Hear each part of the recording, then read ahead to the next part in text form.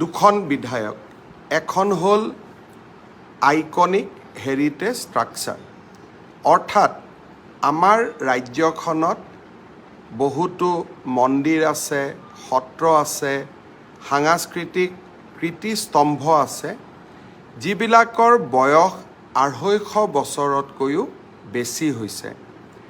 এতিয়া অসম চৰকাৰে এটা অধিকাৰ লাভ কৰিব যে যিকোনো ৰাইজে যেতিয়া আবেদন কৰিব যে মোৰ অঞ্চলৰ সত্ৰখন বা মোৰ অঞ্চলৰ নামঘৰটো বা মোৰ অঞ্চলৰ ঐতিহাসিক কীৰ্তিস্তম্ভ ৰংঘৰ, চৰাইদেউ মৈদাম এইসমূহ 250 বছৰ পুৰণা, গতিকে বিধানসভাত পাছ কৰা আইনখন মোৰ অঞ্চলতো প্ৰযোজ্য হ'ব লাগে।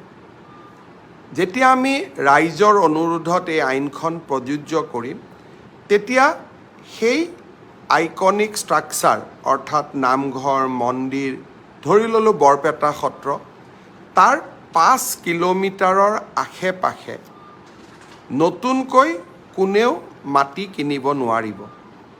আৰু সেই মাটি কোনে কিনা বেচা কৰিব পাৰিব?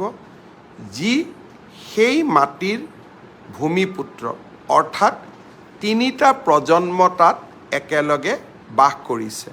3টা প্ৰজন্ম মানে প্ৰায় 75 বছৰ, অৰ্থাৎ যিটো পৰিয়াল 75 বছৰ পুৰণি, সেই পৰিয়ালটোহে তাত নতুনকৈ মাটি বাৰী কিনা বেচা কৰিব পাৰিব। ইয়াৰ অৰ্থ কি? ধৰি লোৱা হ'ল, আপোনালোকে জানে যে বৰ্তমান বৰদোৱা সত্ৰৰ চাৰিওফালে নতুন নতুন মানুহ আহিব ধৰিছে।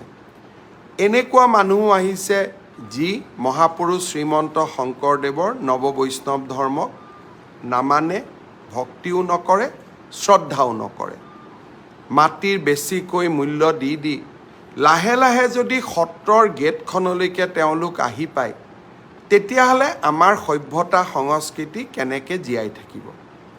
এতিয়া অন্ততঃ এই আইনখনৰ যিটো শক্তিশালী ধাৰা, এই ধাৰাৰ অধীনত আমি 5 কিলোমিটাৰ ব্যাসাৰ্ধ আমি অকল যি পৰিয়াল 75 বছৰ ধৰি তাত বাস কৰিছে তেওঁলোকৰ কাৰণে আমি ৰাখি থ'ব পাৰিম, নতুন মানুহ তাত সোমাব নোৱাৰিব।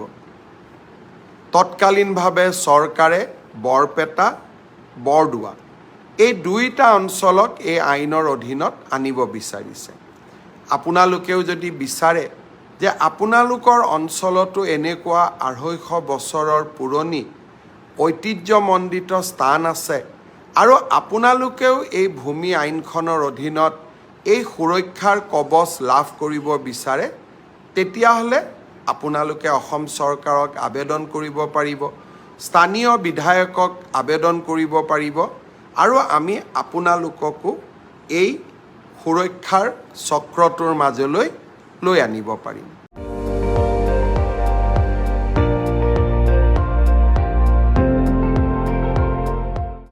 আপুনি চাই আছে ND24, সৰ্বশ্ৰেষ্ঠ নহয়, সৰ্বোত্তমৰ দৌৰত।